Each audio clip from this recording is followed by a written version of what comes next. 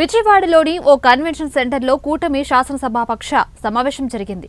TDLP నేతగా అధినేత చంద్రబాబు పేరును రాష్ట్ర అధ్యక్షుడు అచ్చెన్నాయుడు ప్రతిపాదించారు. అనంతరం శాసనసభాపక్ష నేతగా చంద్రబాబు పేరును జనసేన అధినేత పవన్ కళ్యాణ్ ప్రతిపాదించగా సభ్యులు ఏకగ్రీవంగా ఎన్నుకున్నారు.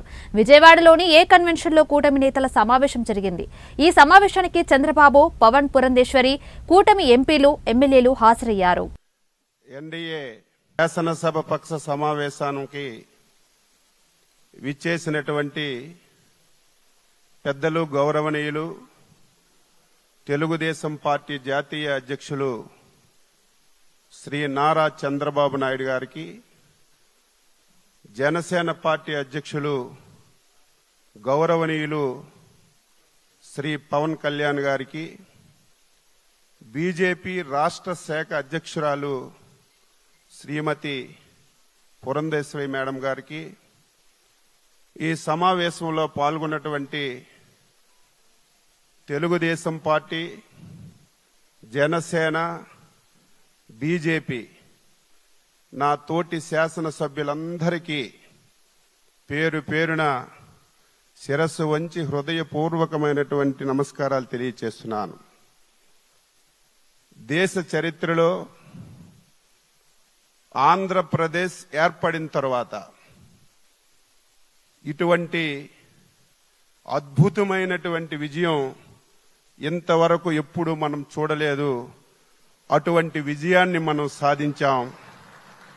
ఆ విజయానికి కారకులైనటువంటి అధ్యక్షులు చంద్రబాబు నాయుడు గారికి, ప్రధానమంత్రి మోడీ గారికి, పవన్ కళ్యాణ్ గారికి, పురంధేశ్వరి మేడం గారికి మరొకసారి హృదయపూర్వకంగా శిరస్సు వంచి నమస్కారాలు తెలియజేస్తున్నాను.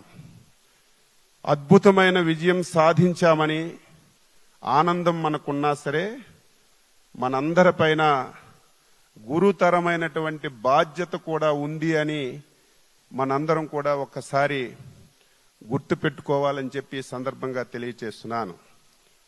ఈ విజయానికి సహకరించినటువంటి 5 కోట్ల మంది ప్రజానీకానికి, తెలుగుదేశం, బీజేపీ, జనసేన కార్యకర్తలకి, నాయకులకి ఈ సమావేశం ద్వారా శిరస్సు వంచి నమస్కారాలు తెలియజేస్తూ, ఈరోజు తెలుగుదేశం పార్టీ శాసనసభ పక్ష నాయకుడిగా శ్రీ నారా చంద్రబాబు నాయుడు గారిని ఏకగ్రీవంగా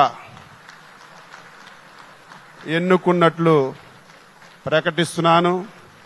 మీరందరూ కూడా మీ యొక్క హర్ష ఆమోదాన్ని తెలియజేసి తెలుగుదేశం శాసనసభ్యులందరూ నిల్చొని ఒకసారి మీరు దీన్ని ఆమోదించవలసిందిగా మీ అందరికీ సందర్భంగా కోరుతున్నాను.